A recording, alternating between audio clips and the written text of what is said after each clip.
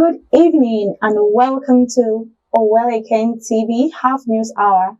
I am Mariam Aminu Abubakar and thank you for joining us. Now the news headlines.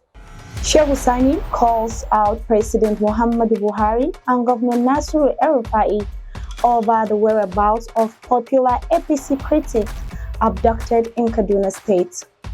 CBN issues warning to POS operators charging higher than the approved rates. FG postpones population census from March 29, reveals new dates. Bauchi election, Dogara leads coalition political leaders against Bala Muhammed. Nigerian Immigration Service received 11 victims of human trafficking, hands them over to NAPTIP in Sokoto.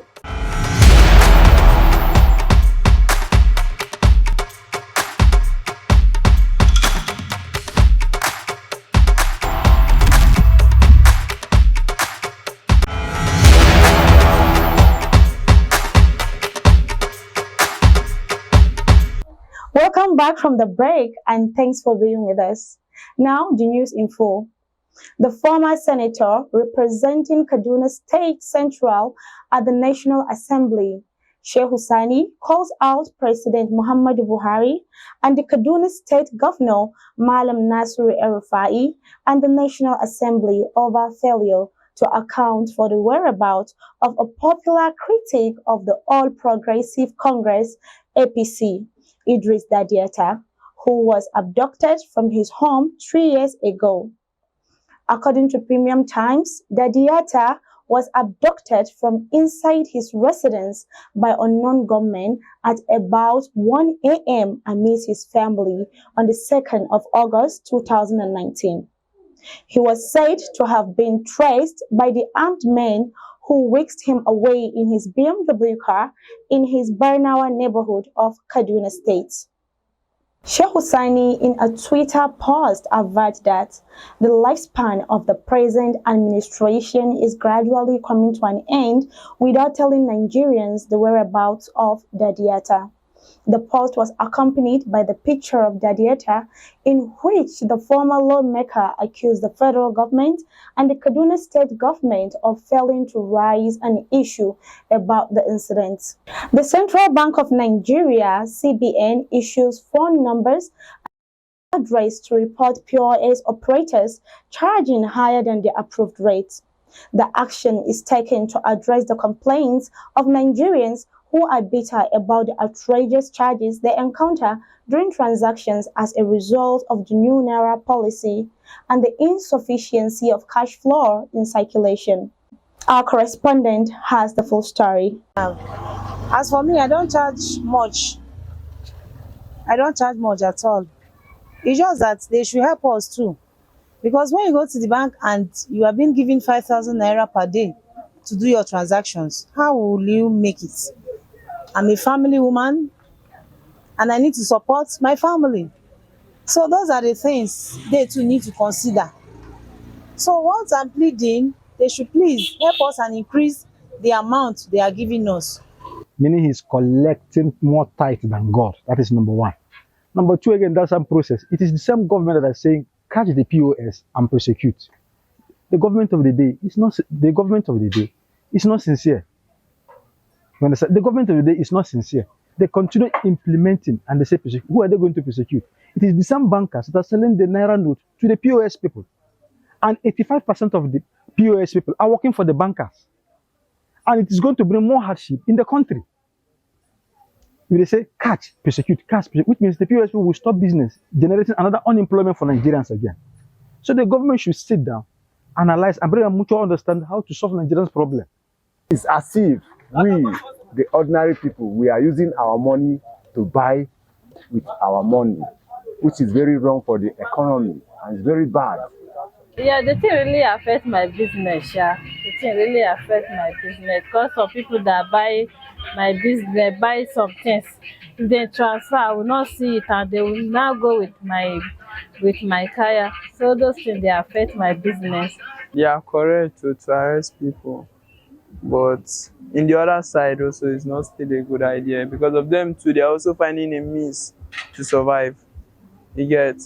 So them putting the price so high is not their fault. It's due to the situation of the country itself. Like now, I go to POS, I want to collect like 5,000. They will charge me 1,500. 10,000, they will say 3,000. If I'm collecting 3,000, they will say I should pay like 600.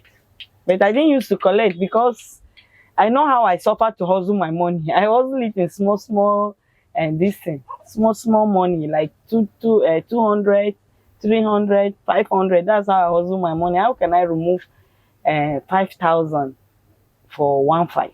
It's too much. POS that overcharge people to be arrested. Yes, I totally agree with that. I agree with that totally. I mean, these things, bank don't charge them like they are charging us, you know. So sometimes the way they even make the thing look, it makes it look as if we are not bankers. We don't bank. We don't know what's up in the banking field. As in, we don't put our money in the bank. We don't withdraw. So they will tell you, 150, 200, 300 is the charges. I mean, what for? Charging. I've got across somebody who asked me if I'm to withdraw 5,000 naira, he's going to take 1,000 out of my 5,000 naira. Can you imagine such extortion? But the problem we have in Nigeria is it's easier for CBN to make such pronouncements, but it becomes difficult for them to implement it. How do they get to nooks and crannies where all these POS agents are? How do they disseminate their agents to get them arrested when they see they violated the new rule? That is another problem. But if only they could keep to that, it's a welcome development. The Apex Bank issues guidelines and steps to Nigerians on how to report on point any POS operator charging higher than the stipulated rate. The charges for 10,000 naira withdrawal is 200 naira and 100 naira for 5,000 naira and below. And now we'll be going for a short break. We'll be right back. Stay tuned.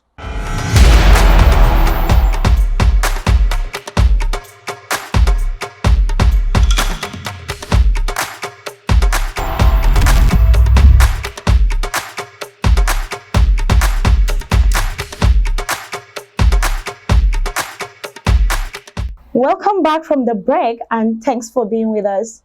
The 29th March 2023 Population and Housing Census has been postponed by the federal government. The announcement was made by the Minister of Culture, Bala Muhammed, during the Federal Executive Council, which was presided over by President Muhammadu Buhari in Abuja, the nation's capital. He said the decision to reschedule the date is necessitated by the action of the Independent National Electoral Commission, INEC, to reschedule the governorship and House of Assembly election to March 18, 2023. He also added that the council approved 2.8 billion to the National Population Commission, NPC, to procure some software to be used for the conduct of the census. The former Speaker of the Bauchi State House of Representatives is leading a coalition of different interests and political groups against Governor Bala Muhammed of Bauchi State. Our correspondent from Bauchi State has the report. Hello, Mercy. Good evening, and over to you. What's the situation report from over there? Because it's a known fact that Dogara is a very strong member of the People's Democratic Party. What could be his reason for pitching his tent with the APC candidates? Thank you, Mariam. The former House Speaker, Representative Dogara Yakubu, who, although is a member of the People's Democratic Party, is said to have pitched his tent with the candidate of the All Progressive Congress, retired Air Marshal Sadiq Baba Abubakar. Among the political heavyweights and leaders of the coalition includes the Second Republic Minister and an elder statesman, Alhaji Bello Karfi, and Senator Suleiman Nazif. Recall that in 2019, Honorable Dogara, who was the then sitting speaker, led a similar coalition that expelled Barrister Mohammed Abdullahi Abubakar of the APC from his seat as the Bauchi State Governor. He was even accused of corruption, diversion of local government funds, non-payment of worker salaries, pension, and even revoking some political agreements which was reached before the election.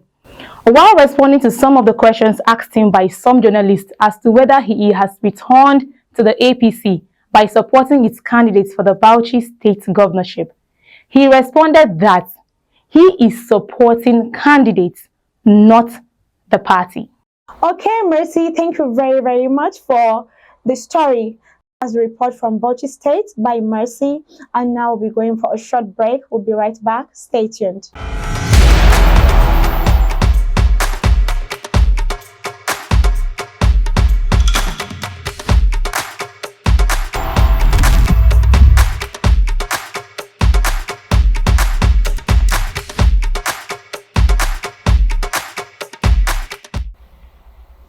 Welcome back from the break, and thanks for being there.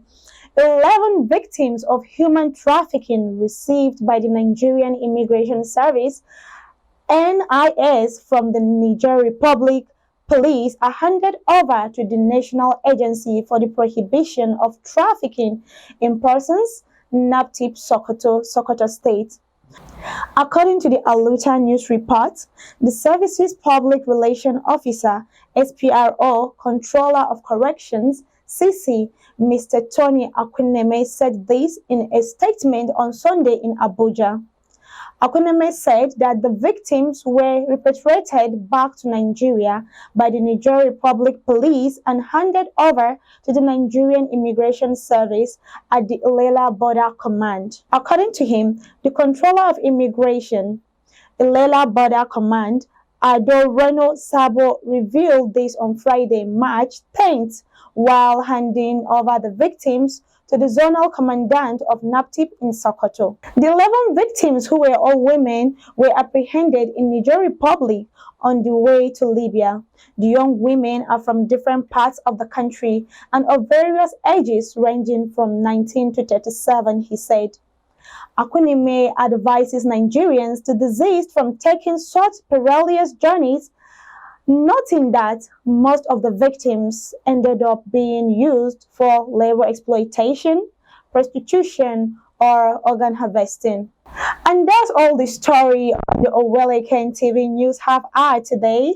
You can follow us on our social media handles flashed on the screen of your TV for all your inquiries and adverts. I am Mariam Aminu Abubakar, till I come your way with another heart-thrilling news. Till then, stay safe and thanks for being with us. Have a good day.